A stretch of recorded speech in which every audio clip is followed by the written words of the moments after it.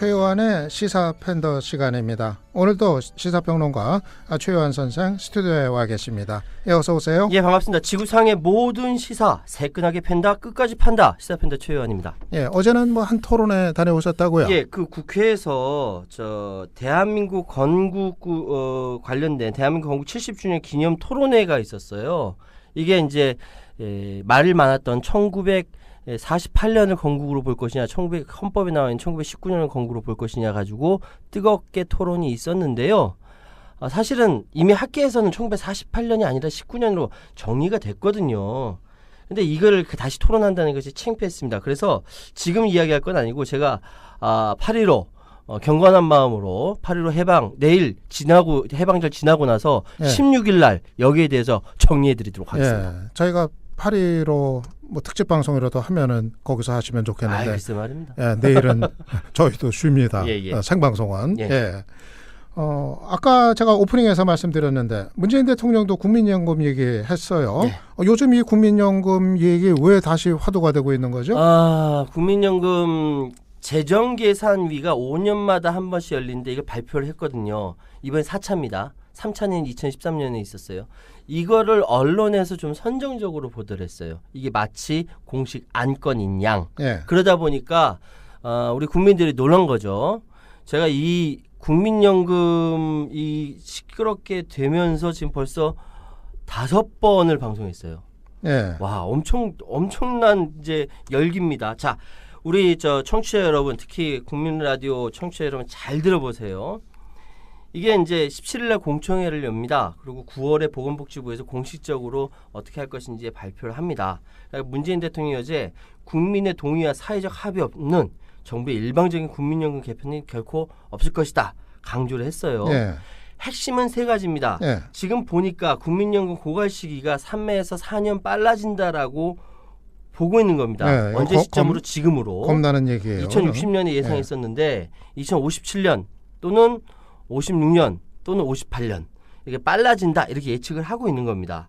두 번째로 지금 20년째 소득의 9% 변동 없는 보험료율을 내년에 1.8% 인상해서 10.8%로 맞추고 향후 10년간 0.3에서 4%씩 인상해서 향후 12에서 13% 보험료를 맞추겠다라는 겁니다. 예. 그리고 의무 가입 기간을 60세에서 65세로 연금 수령 나이를 65세에서 68세로 3년 연기한다 등등의 이야기입니다. 그런데 이것이 지금 관점에서 그렇다는 거예요. 예. 뭐 지금 이제 말씀하신 내용들이 다 가입자들 입장에서 뭐 국민들 입장에서는 사실 다 마땅치 않거든요. 그렇죠. 보험료는 올라가고 받는 거는 이제 늦게 받고 또 언제 고갈될지도 모르고 불안하고 이거 도대체 그러면 국민연금 국민들이 어떻게 생각을 하고 받아들여야 돼요? 중요한 점 말씀드릴 테니까요. 요거는 좀 우리 청취자 여러분께 들어주셨으면 좋겠는데요.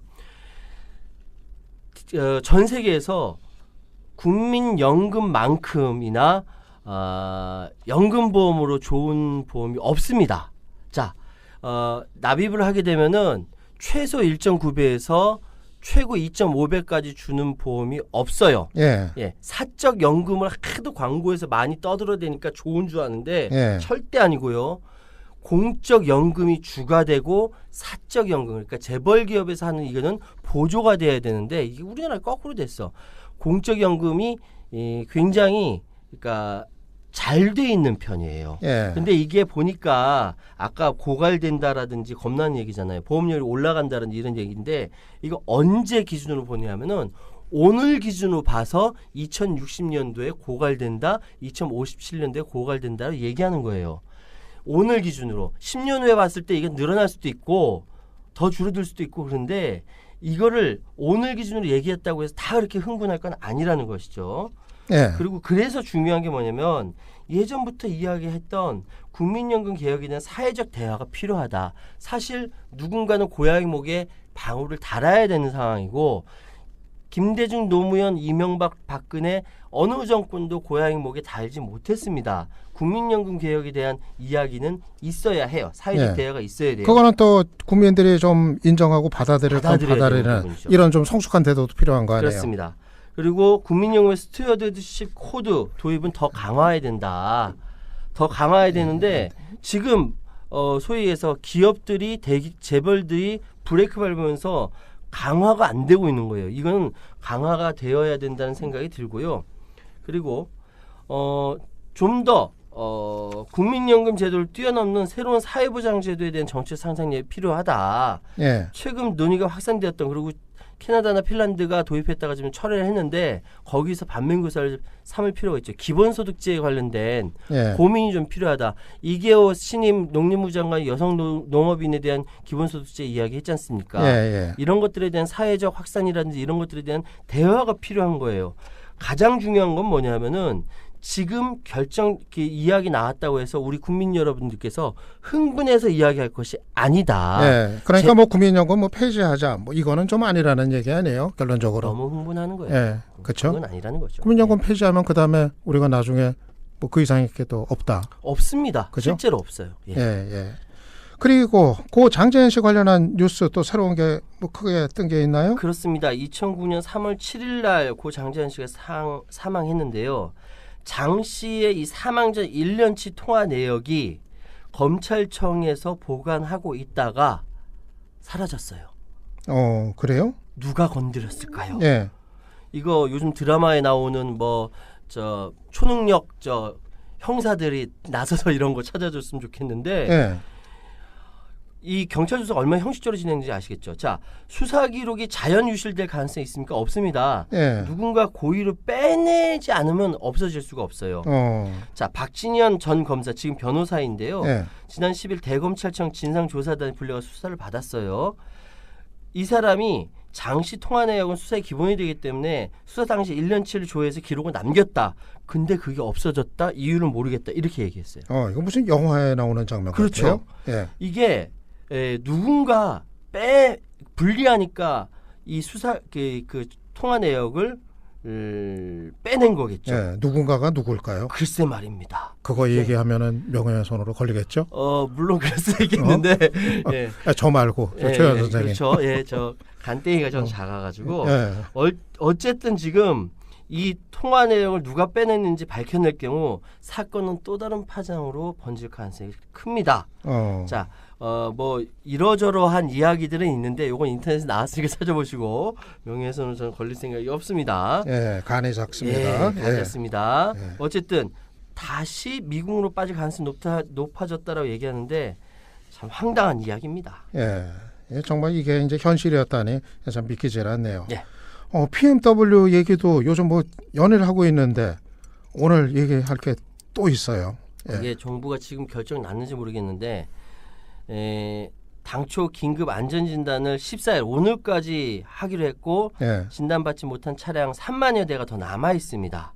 예. 이거 운행 중단을 하겠다고 국토교통부에서 어제 얘기했거든요. 근데 이게 현실적으로 가능할런지 모르겠어요. 예. 제가 어제 택시 타고 가는데 그 택시 기사 아저씨가 바로 그 앞에 BMW 가니까 그 BMW 가네 그러시더라고요. 네, 맞아요. 저 아까 지금 좀 늦어가지고 택시 타고 갔는데요. 저기 올림픽대로 쪽에 저 강변북로 타고 갔거든요. 올림픽대로 쪽에 차에 불이 나 있더라고요. 또 몰랐어요? 네, 또 불이 났어요. 그게 BMW인지 뭐 무슨 차량인지 멀어서 보이진 않는데 연기가 막 나오고 있는 걸 봤어요. 요즘 세상에 이렇게 운전하기도 겁나고 날씨도 덥고 그런 나날 여름입니다. 참 2018년 여름 정말 기억이 남을 것 같아요. 어쨌든 지금 오전 0시까지 안전진단 받은 차량의 리콜 대상 차량 10만 6,317대 중 7만 2천 대 67.9%에 불과해요. 한 3만여 대가 받지 못하고 도로에 다니고 있는 거예요. 이거 언제 어디로 가다가 이렇게 갑자기 불나도 이상하지 않은 상황이라는 생각이 드는데 이거를 운행 중지 명령 내린다고 해서 소유자가 아니 내 잘못이냐고 운행 중지하겠냐고요. 아니거든요. 그렇죠. 그렇다고 경찰이 이렇게 처벌할 수 있는 것도 아니고 운행 중지 명령 내렸다고 당장 되는 것도 아니고요. 왜? 우편으로 통지해야 되거든요. 그래서 경찰은 그냥 단속보다 안내하는 방향으로 간다라고 이야기하는데 이거 뭐 완전 주먹구구식 아닙니까? 좀 21세기에 우편으로 보내야 된다, 지자체가 확인해야 된다, 뭐 하면서 운행 중지 명령 참 발이 안 되는 건데 아직도 주먹구구식 행정이네요. 답답합니다. 참 위험해요. 전 BMW가 없습니다. 예, 다행입니다. 예, 저도 없어서 남의 얘기 하듯이 그냥 하고는 있는데. 차주도 되게 답답할 거예요. 예, 참 깝깝한 노릇이에요. 예. 그리고 막 찬반 입장이 갈리는 사안, 뭐 이거 서로 이해관계가 다르니까 뭐 이렇게 되는 건데, 예. 또 지금 핫 이슈가 있죠. 이거 한번 생각해 볼까 하고 여러분께 알려드리는 겁니다. 정부가 거주 취약 계층을 지원하기 위해서 청년 임대주택, 신혼 희망타운 등을 공급하고 있지만 예. 지역 주민들의 반대로 사업에 난항을 겪고 있는 소식이 있습니다.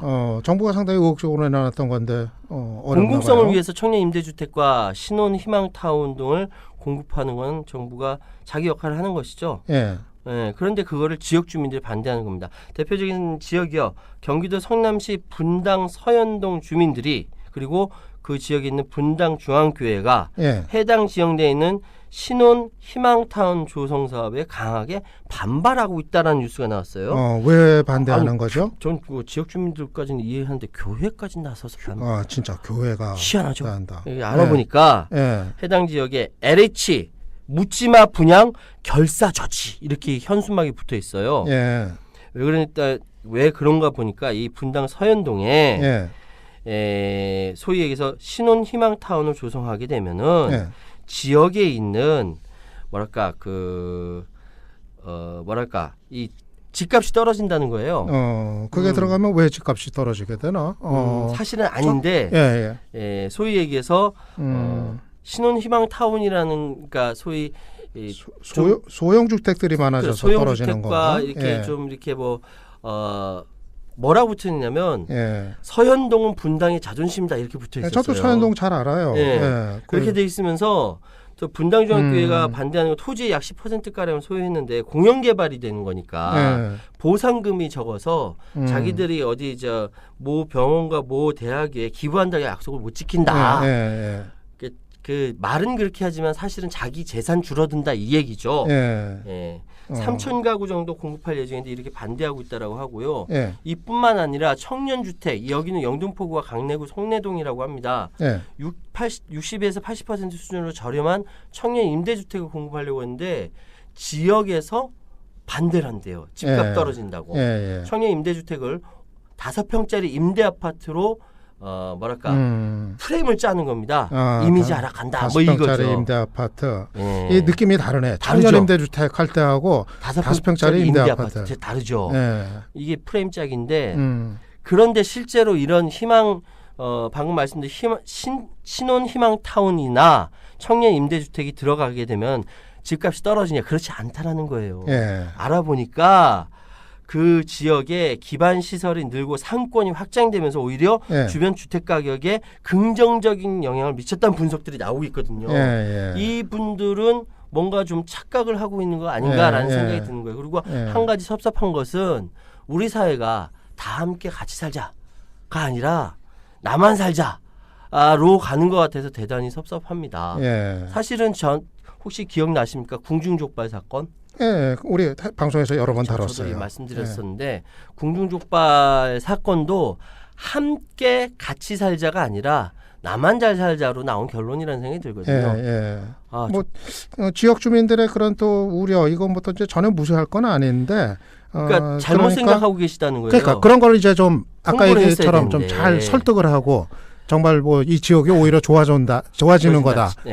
이런 게 좀 얘기가 돼야 될 것 같아요. 다시 한번 말씀드리면 집값 하락 안 합니다. 오히려 상권이 늘고 주변 주택 가격에 긍정적 영향을 미친다는 분석이 나옵니다.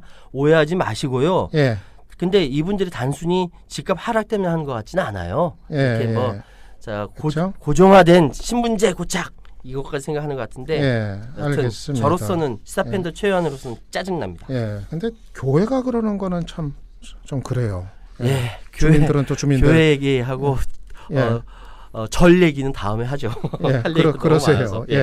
그리고 지금 안희정 전 지사 오늘 선고 공판이 있었는데 무죄 선고가 내려졌다는 소식이 그렇습니다. 지금 10시 30분에 10시 30분에 1심이에요. 1심이고 아직 2심, 3심 계속 남아 있는데 일단은 1심에서 10시 30분에 선고 공판이 나왔는데 여기서 무죄가 나왔다라는 상당히 의외의 결론이 나서 많은 사람들이 좀 당황하고 있습니다. 예. 그래가지고 성적 자유 침해 증명 부족이다라고 이야기를 합니다.